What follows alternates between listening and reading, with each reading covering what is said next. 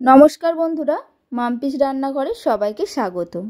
আজকে আমি হাজির হয়েছি শীতের সবজি দিয়ে নিরামিষ একটি রেসিপি নিয়ে। শিম, বেগুন, আলু, বড়ি দিয়ে তরকারি।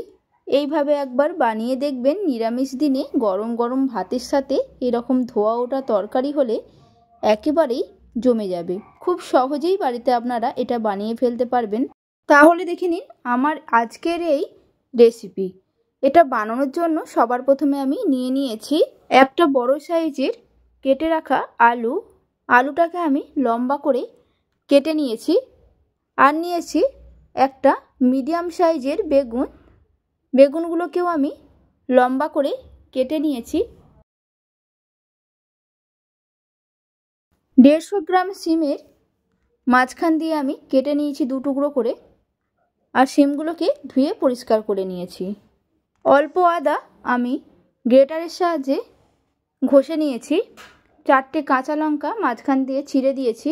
একটা মিডিয়াম সাইজের টমেটো, সেটাকেও কেটে নিয়েছি। 8 থেকে 10টা বড়ি নিয়ে নিয়েছি। আমি এখানে ডালের বড়ি নিয়েছি।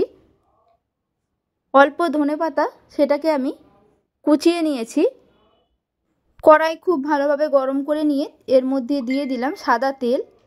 তেলটা যখন গরম হয়ে যাবে এর মধ্যে দিয়ে দেব বড়িগুলো। বড়িগুলোকে আমি ভেজে নেব লাল লাল করে 2 মিনিটের মতো। দেখুন বড়িগুলো লাল লাল হয়ে গেছে। বড়িগুলো ভাজা হয়ে গেছে। এরপর বড়িগুলোকে আমি তুলে নিলাম। এইসব নিরামিষ রান্নাতে যদি বড়ি দেওয়া হয় খেতে দুর্দান্ত লাগে।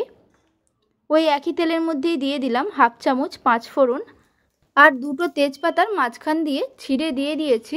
ফোড়নটাকে 15 থেকে 20 সেকেন্ড আমি নাড়াচাড়া করে নিলাম। ফোড়নটা আমার রেডি হয়ে গেছে। এর মধ্যে দিয়ে দিলাম কেটে রাখা আলু আর দিলাম 1/2 চামচ নুন। আলুগুলো 3 থেকে 4 মিনিট আমি ভেজে নেব।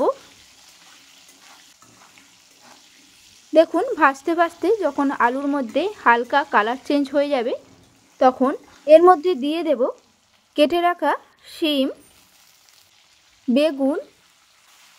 সব কিছু একসাথে ভেজে নেব 3 থেকে 4 মিনিট।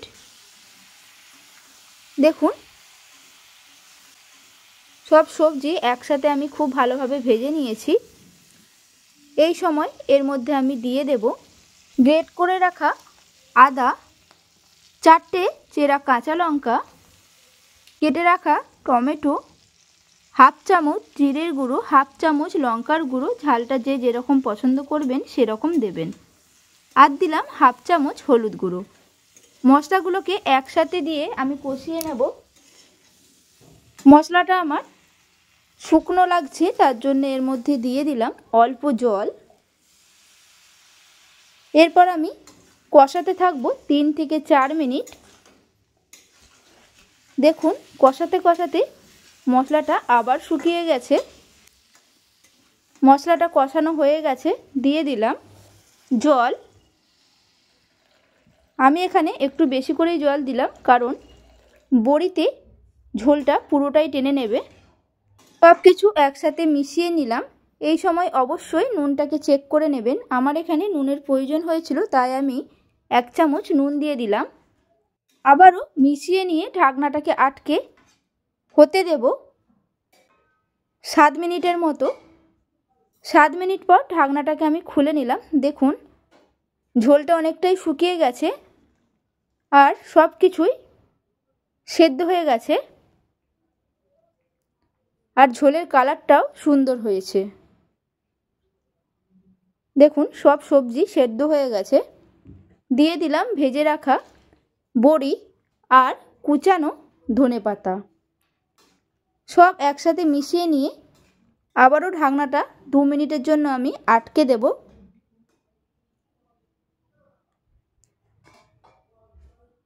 2 মিনিট পর ঢাকনাটাকে আমি খুলে নিলাম।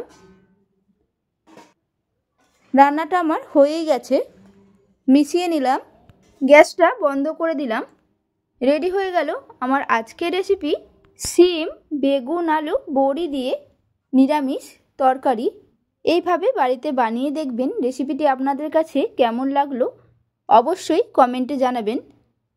গরম গরম ভাতের সাথে একবার খেয়ে দেখবেন, স্বাদ একেবারে মুখে লেগে থাকবে। ভালো লাগলে একটা লাইক করে দেবেন, বন্ধুদের সাথে শেয়ার করে দেবেন, আর নতুন বন্ধু হয়ে থাকলে আমার চ্যানেলটিকে সাবস্ক্রাইব করার অনুরোধ রইল, পাশে থাকা বেল আইকন সমেত। তাহলে আমি যখনই কোনো নিত্য নতুন রান্নার ভিডিও আপলোড করব, সবার প্রথমে আপনাদের কাছে নোটিফিকেশান চলে যাবে।